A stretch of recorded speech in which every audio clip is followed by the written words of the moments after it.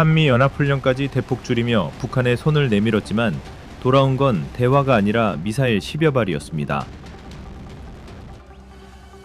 북한은 평양 일대에서 동해상으로 단거리 탄도미사일 10여 발을 한꺼번에 발사했습니다. 미사일은 약 300km를 비행했고 우리 군은 북한이 600mm 초대형 방사포를 발사했을 가능성에 무게를 두고 있습니다. 북한이 전술 핵탄두 탑재가 가능하다고 주장해온 대남 타격용 무기입니다. 그런데 이번 도발이 더욱 주목받는 이유는 바로 직전까지 한미가 보여준 움직임 때문입니다. 트럼프 미국 대통령은 최근 김정은 북한 국무위원장을 향해 공개적으로 대화 의지를 드러냈습니다.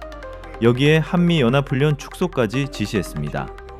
이에 따라 이미 시작된 을지 자유의 방패 연습은 당초 11일에서 5일로 크게 줄어들었고 북한이 특히 민감하게 반응해온 야외 기동훈련 역시 대폭 축소됐습니다.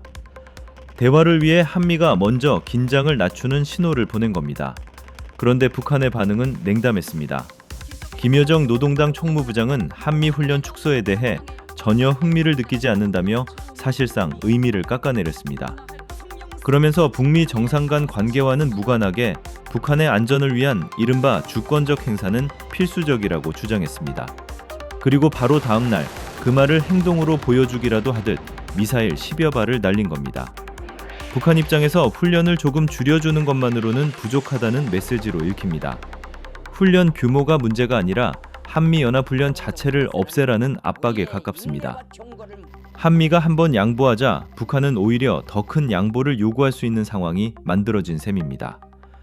더구나 이번 발사는 축소된 을지 자유의 방패 연습이 끝나기 불과 하루 전에 이뤄졌습니다.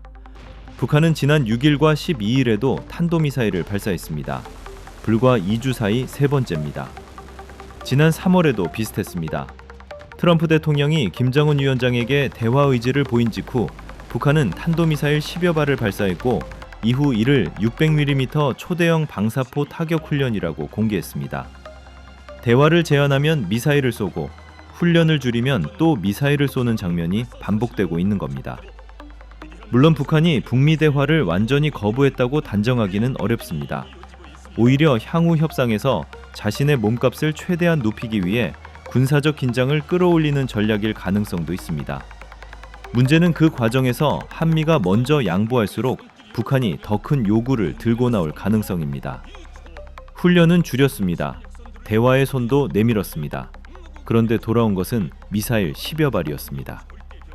한미가 북한을 대화 테이블로 끌어들이고 있는 건지 아니면 오히려 김정은이 원하는 판 위로 스스로 들어가고 있는 건지 이번 미사일 도발이 한미의 대북 전략에 또 하나의 씁쓸한 질문을 던지고 있습니다.